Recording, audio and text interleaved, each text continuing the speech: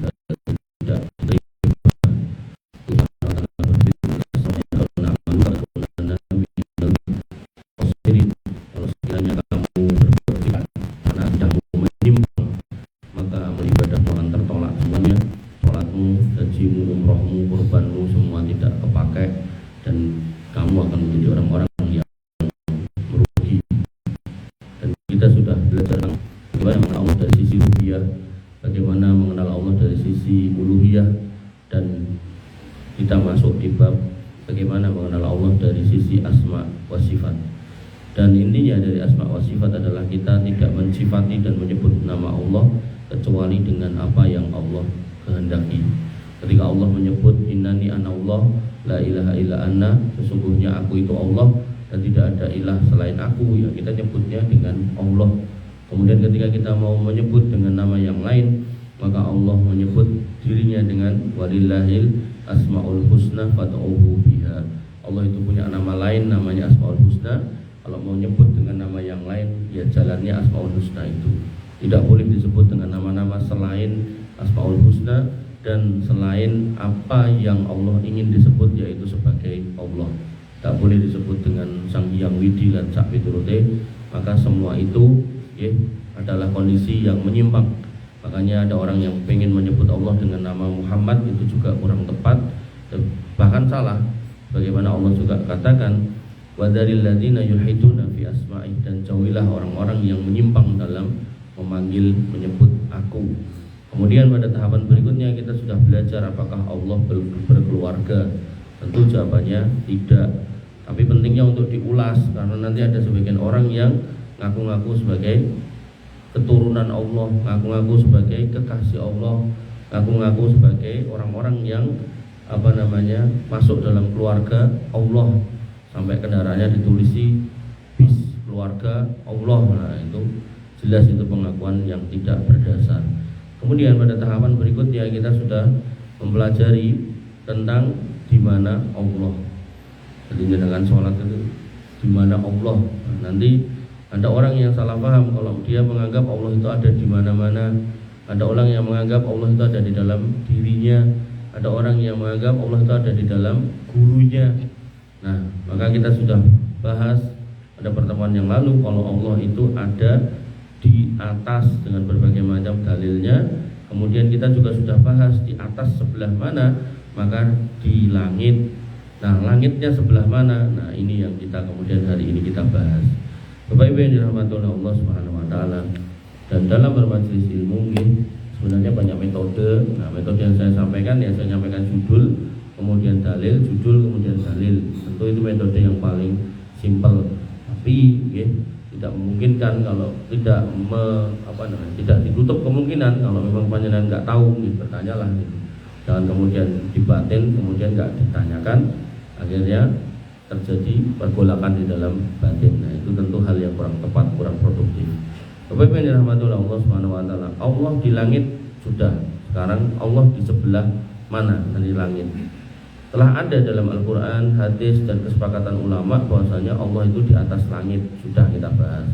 Dan di langit sebelah mana? Bersemayam di arasnya.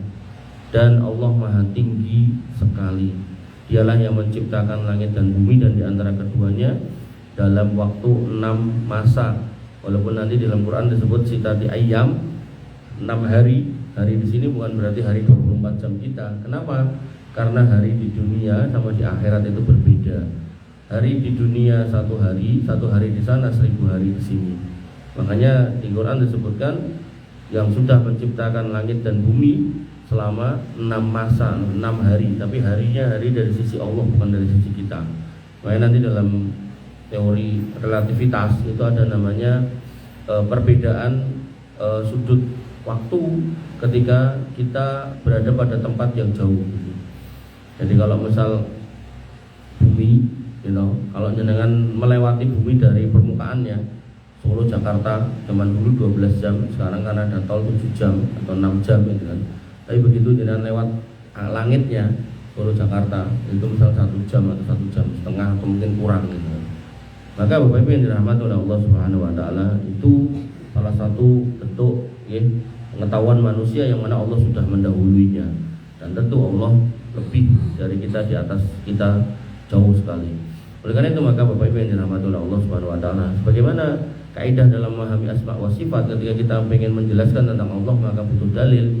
Maka kita sebutkan dalilnya satu persatu.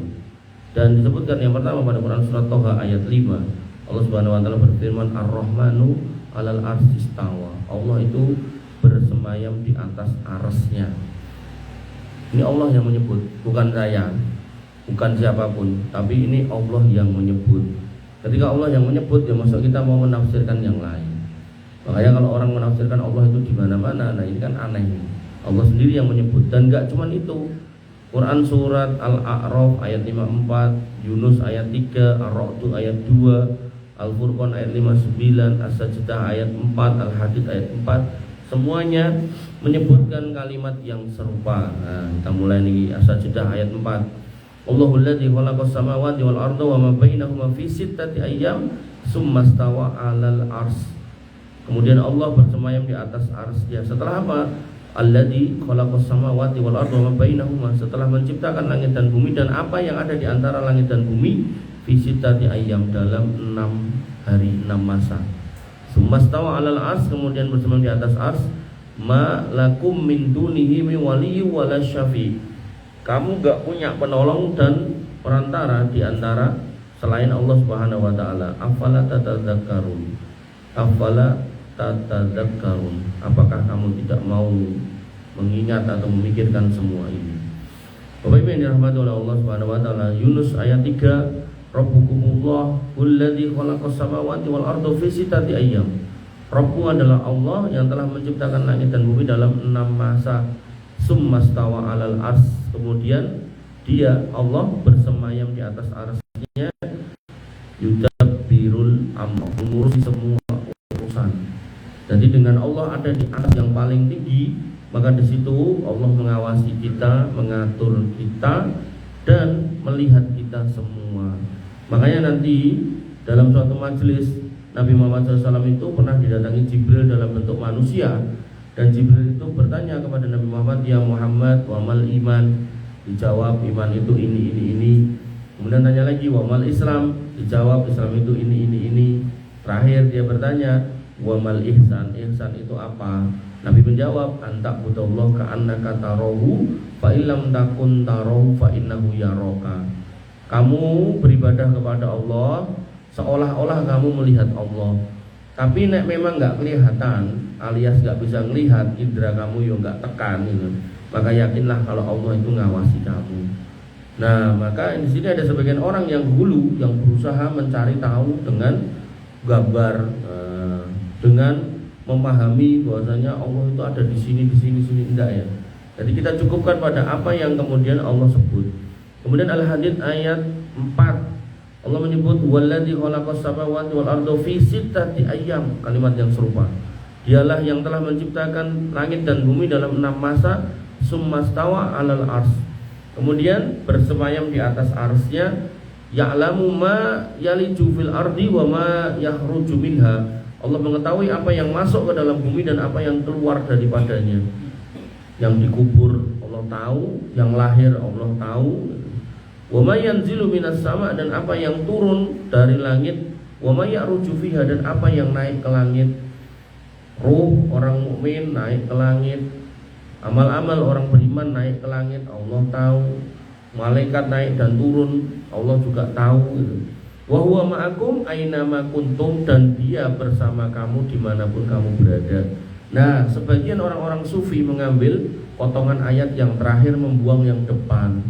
Nah, disinilah kekeliruan mereka. Jadi Allah jelas menyatakan kalau Allah itu di atas arsy.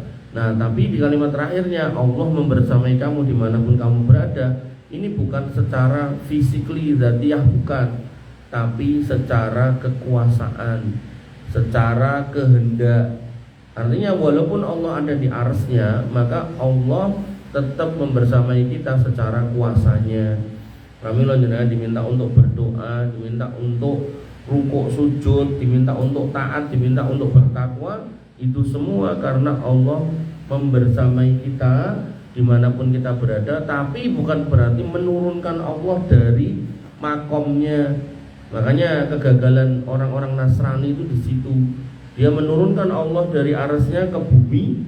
Bahkan setelah turun di bumi dimasukkan ke perut manusia. Nggak cuma di situ, disuruh tinggal di situ 9-10 hari, kemudian dikeluarkan dalam bentuk anak manusia yang masih kecil, keluarnya lewat jalur yang hina bersama dengan kotoran yang kotor, bahkan najis, kemudian tidak bisa apa-apa, kemudian baru gede dan seterusnya, kemudian baru diaku sebagai Tuhan.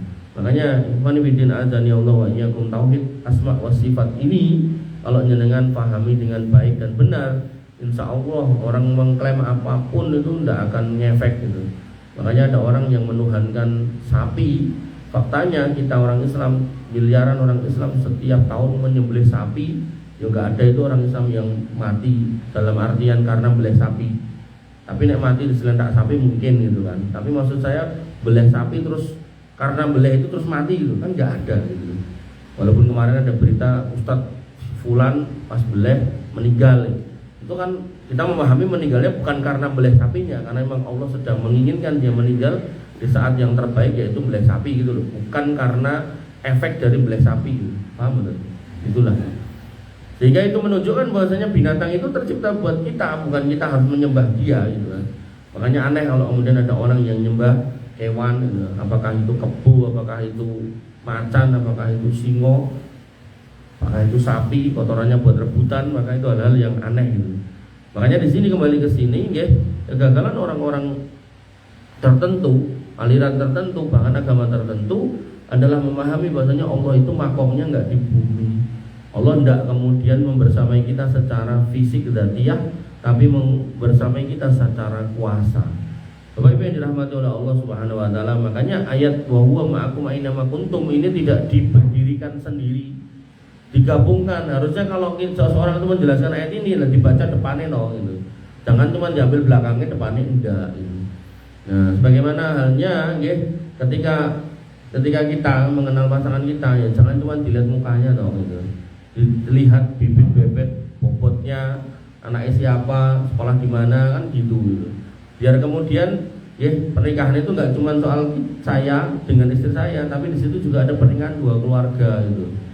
Makanya itu yang ideal. Tapi kalau emang maunya ya pokoknya aku karo kowe tok ya sudah, enggak apa-apa.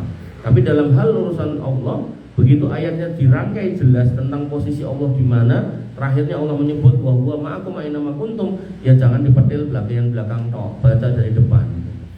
Nanti ada juga ayat tentang jihad, disebutkan apa? Faqtuluhum haitsu wajadtumuhum, dimanapun kamu ketemu orang-orang kafir bunuh gitu. Coba nek itu diambil itu tok piye. Maka jangan ketemu orang non muslim dimanapun jangan kon bunuh. Dan itu dipraktekkan oleh sebagian orang. Harusnya dibaca depannya gitu. Kemudian dibaca setelahnya. Ternyata memang itu konteks ayat sedang ngomongkan lagi perang, di medan perang. Nah kalau emang gitu ya udah perang kok namanya. Tapi begitu kemudian dibawa ke negeri yang damai, yang tidak ada peperangan, jangan dipakai, apalagi ngambil potongan ayat itu gitu kan. Jangan dipakai di sini, bukan berarti suruh buang botan, maksudnya itu jangan dipotong di situ gitu loh. Nah, Bapak Ibu yang dirahmati oleh Allah Subhanahu wa taala. Kemudian disebutkan dalam sebuah hadis dari muttafaqun alaih, Imam Bukhari Muslim, Abu Hurairah radhiyallahu anhu berkata, "Lamma qudiyallahul khalaq kataba fi kitabihi fa huwa indahu fawqal ars. Inna rahmati ghalabat ghadabi." Ketika Allah menciptakan makhluknya, menciptakan jenis makhluknya, apapun itu, langit, bumi dan seterusnya, maka Allah menuliskan di dalam kitabnya Lauhul Mahfuz, dan kitab itu berada bersamanya di atas arsy-Nya. Jadi Lauhul Mahfuz itu ada di dekat Allah Subhanahu wa taala. Nah, lauh itu artinya lembaran, mahfuz itu yang terjaga. Lembaran yang terjaga. Nah, bentuknya apakah kayak buku, apakah kayak titah rojo zaman biyen? Nah, saya tidak tahu, wallahu alam. Tapi kalau orang Yahudi itu menyebut Taurat itu sebagai lauh juga, lembaran-lembaran, cuman lembarannya kayak titah rojo. Makanya jangan lihat kitab orang Yahudi itu gede, kayak mondong menungso, kayak mondong bayi, gede lah pokoknya, kayak mondong bocah 5 tahun. Jadi dia itu nek dibuka itu ombo gelar itu. Dibacanya kayak gitu. Bapak-bapak yang dirahmati oleh Allah Subhanahu wa taala, inna rahmati ghalabat ghadabi. Sesungguhnya rahmatku mengalahkan kemarahanku. Ini sebenarnya mendukung ayat yang di depan tadi. Allah ada di atas aras, kemudian Allah membersamai kita dimanapun kita berada. Makanya Allah menyebut inna rahmati ghalabat ghadabi. Bahwasanya rahmatku mengalahkan kemarahanku, maksudnya rahmatku itu luas, menjangkau semuanya. Bahkan nanti dalam hadis yang lain tentang rahmat Allah, saking luasnya rahmat Allah, orang kafir itu sampai dibiarkan hidup kaya raya. Padahal rahmat Allah yang dibagikan di dunia cuma 1%. 99% menunggu panjenengan orang-orang beriman di akhirat. Sehingga ada nama Allah Ar-Rahman, Ar-Rahim. Bedanya Ar-Rahman itu kasih sayang Allah, Allah sebagai Rabb yang maha pengasih penyayang, yang hanya memberikan 1% rahmatnya di muka bumi hari ini sampai nanti kiamat. Nah, kemudian Ar-Rahim, Allah maha pengasih penyayang, rahmat Allah 99% menunggu kita orang beriman setelah hari kiamat. Dari situlah kemudian Allah mengampuni orang-orang beriman yang banyak dosa. Tapi Allah tidak mengampuni 3 orang, orang kafir, orang musyrik, dan orang munafik. 3 orang ini masuk neraka kekal di dalamnya. Makanya pentingnya ngaji, pentingnya majelis ilmu. Jangan sampai kita merasa sebagai orang beriman tapi tanpa sadar kita berbuat kesyirikan. Jangan sampai kita merasa orang beriman tapi tanpa sadar kita berbuat kemunafikan. Makanya Handolah, seorang sahabat itu pernah datang kepada Umar bin Khattab, Abu Bakar As-Siddiq. Bayangkan ini datang itu orang terbaik setelah Nabi. Dia mengatakan, ya Abu Bakrin, wahai Abu Bakar, aku sudah jadi orang munafik. Jadi dia langsung ngomong gitu. Lah ngopo toh Handolah? Lah aku ki nek ngadep berhadapan dengan Nabi, bermajelis dengan Nabi, itu yang terbayang itu langsung surga karo neraka. Imanku langsung ngecas, langsung pol gitu. Tapi begitu aku pulang, ketemu istriku, ketemu anakku, ketemu barang-barang di rumah, maka seketika itu yang terpikir sudah dunia, sudah keluarga, surga neraka lali gitu. Kemudian Abu Bakar jawab nopo? Aku yo ngono. Coba Abu Bakar lho sanjang ngoten. Ya wes saya menghadap Nabi, kita tanyakan. Akhirnya mereka berdua berhadapan dengan Nabi. Dan kemudian mereka pun menjelaskan keadaan itu. Ya Rasul, Handolah berpendapat atau berpikir seperti ini. Maka Nabi pun mengatakan apa? Pelan-pelan, pelan-pelan. Artinya apa? Hidup itu ya memang kayak gitu. Makanya pentingnya kita itu setiap hari 5 kali ke masjid sholat, majelis ilmu. Itu biar kemudian ketika kita sudah keluar dari masjid, kemudian terpapar fitnah, ya apapun, fitnah harta, fitnah perniagaan, fitnah pertemanan, fitnah di jalan, fitnah apapun lah gitu. Bahkan mungkin nggak cuma fitnah, maksiat kalau perlu.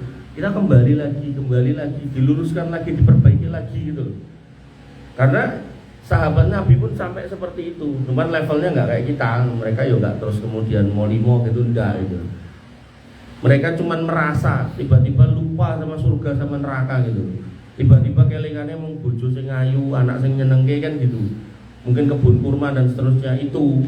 Jadi levelan mereka itu kayak gitu. Kalau menganggap dirinya itu jatuh di dalam fitnah itu levelnya seperti itu.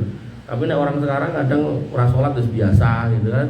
Ngapusi sana sini wis biasa. Nah, itu udah bablas dan makanya pentingnya kembali ke majelis ilmu itu. Saya selalu katakan jenengan sholat tok itu tidak akan jenengan membuat tahu itu halal sama haram. Tapi kalau jenengan majelis ilmu, maka disitulah jenengan akan paham mana yang halal, mana yang haram. Kalau contoh nih ini tenan nih. Berapa banyak orang yang pakai rompi merah sama oranye, dicekel KPK, dicekel kejaksaan. Berarti kan dia nggak tahu halal haram. Tapi gelare ya mungkin haji, mungkin ya enten sing Pak Ustadz barang enten. nanti donatur pondok pesantren tertentu itu enten gitu kan, dicekel KPK. Kenapa? Karena dia nggak ngerti, mungkin ya mudah-mudahan nggak ngerti atau itu orang ngerti, saya nggak tahu. Bahwasanya duit-duit yang dia dapatkan dengan cara yang nggak benar itu ya hukumnya haram gitu. Makanya pentingnya ngaji, sholat itu penting, ngaji itu juga penting. Jadi jangan sampai dipisahkan antara sholat dengan ngaji. Nah, makanya saya pernah cerita toh, ada bapak-bapak yang kemudian bercerita bagaimana anaknya yang rajin sholat kemudian minta ngekos setelah kuliah di Mojosongo, minta ngekos, begitu kemudian dikasih duit ngekos, di situ dia mulai kenal teman-teman yang nggak baik, mulai kenal judi online, mulai kenal pinjaman online, akhirnya nyedot atau geret rumah bapaknya untuk dijual. Begitu udah dijual, bapaknya malu pindah rumah. Begitu udah pindah rumah, ketemu saya ngobrol, saya tanya lah, ngapain harus pindah Pak? Nah, saya malu kok, di kampung situ saya ketua takmir. Padahal anak saya yang ini nih, yang bermasalah ini tuh anak dari 3 anak itu anak yang paling rajin sholat. Makanya Bapak Ibu yang dirahmati oleh Allah Subhanahu Wa Taala, saya katakan di mana-mana, nek Pak sing rajin ngaji, engko boe kalih anake sing usrek. Nek boe sing rajin ngaji, Pak karo anake sing usrek. Pak karo mboke sing rajin ngaji, anake sing usrek. Maka ben ra usrek ya anake Pak mboke kabeh ngaji gitu. Jadi jangan kemudian terus Pak wae karo mboke sing apik anake rasahan. Mboten. Atau sebaliknya ben anake wae sing apik Pak rasahan. Ya mboten semuanya. Apalagi kita ada di tempat-tempat di negeri yang memang di situ bercampur aduk antara kemaksiatan dan bukan gitu kan. Yang telecek maksiat di mana-mana, bahkan kita mudah untuk mengakses gitu kan. Maka di situ benar-benar keimanan yang kuat itu diperlukan. Bapak Ibu yang dirahmati oleh Allah Subhanahu Wa Taala. Kemudian Allah sebutkan lagi disebutkan lagi oleh Nabi SAW pada hadis riwayat An-Nasa'i dan dari Sunan Al-Kubra disahihkan oleh Al-Albani dalam Mukhtasarul Ulu. Ya Abu Hurairah, wahai Abu Hurairah, kata Nabi SAW, Innallaha khalaqas samawati wal ardi wa ma bainahuma fi sittati ayyam tsumma stawa 'alal 'arsy. Ketahuilah bahwasanya Allah Subhanahu Wa Taala menciptakan langit-langit. Sama itu satu, samawat itu langit yang banyak. Berarti langitnya itu nggak cuma satu. Nanti dalam hadis yang lain 7, 1, 2, 3, 4, 5, 6, 7. Nah, satu dengan yang lain jaraknya 500 tahun perjalanan. Wal arodin, ardun itu satu, arodin itu berarti bumi yang banyak. Bumi itu lapisnya juga 7, 1, 2, 3, 4, 5, 6, 7. Dan setahu saya belum ada manusia yang bisa nembus dari ujung bumi satu ke bumi lain lewat dalam loh ya. Lewat luar udah banyak gitu. Wa ma bainahuma, dan apa yang ada di antaranya? Di antara lapis langit itu ada malaikat, di antara lapis bumi itu ada binatang-binatang dan seterusnya, dan mungkin juga ada lahar lava dan seterusnya. Maka semua itu Allah ciptakan dalam 6 masa. Tsumma stawa 'alal 'arsy, kemudian Allah beristiwa di atas arsy-Nya. Kemudian dalam hadis yang lain disebutkan lamma faraghallahu fi khalqihi istawa 'alal 'arsy. Bahwasanya ketika Allah sudah selesai menciptakan apa yang perlu diciptakan, maka Allah beristiwa di atas arsy-Nya. Dan masih banyak lainnya. Bapak Ibu yang dirahmati oleh Allah Subhanahu Wa Taala, intinya pada pertemuan pada pagi hari ini, saya melanjutkan penjelasan yang sebelumnya. Kalau Allah itu ada di atas itu di langit itu di arsy. Nah, kemudian pertemuan yang akan datang insya Allah kita akan bahas pertanyaannya di atas arsy atau berada di arsy. Nah, karena apa? Karena nanti orang-orang yang tadi itu meyakini Allah itu ada di mana-mana, ketika dijelaskan Allah itu berada di arsy-Nya, di atas arsy-Nya, dia pun membantah, tidak mungkin Allah itu berada di arsy-Nya. Padahal kalimatnya di atas arsy bukan berada di arsy. Ini kalimat yang kita nggak jeli itu beda tipis, tapi maknanya dalam. Mereka mengingkari Allah di arsy karena mereka menganggap arsy itu makhluk, Allah itu khalik. Gak mungkin khalik berada di dalam makhluk. Gak mungkin Allah yang maha besar berada di arsy yang kecil. Walaupun arsy itu makhluk Allah yang paling gede. Makanya tema di pekan yang akan datang insya Allah berada di atas arsy atau berada di arsy. Sebuah pertanyaan yang kalimatnya kita beda tipis, tapi untuk Allah Subhanahu Wa Taala ini menjadi maknanya menjadi berbeda besar. Mungkin ini yang bisa saya sampaikan. Ada yang mau ngejak rame? Tidak ada. Bapak Ibu yang dirahmati oleh Allah Subhanahu Wa Taala, ini yang bisa saya sampaikan. Ya, semoga Allah mudahkan kita untuk menuntut ilmu, berkumpul di rumah di antara rumah-rumah Allah untuk mempelajari agama lagi, dan agama memang harus dipelajari sampai kita akhirnya diwafatkan oleh Allah Subhanahu wa taala di atas akidah yang benar, di atas praktek ibadah yang benar, dan itulah sebenar-benarnya orang yang bertakwa. Kurang lebihnya saya mohon maaf.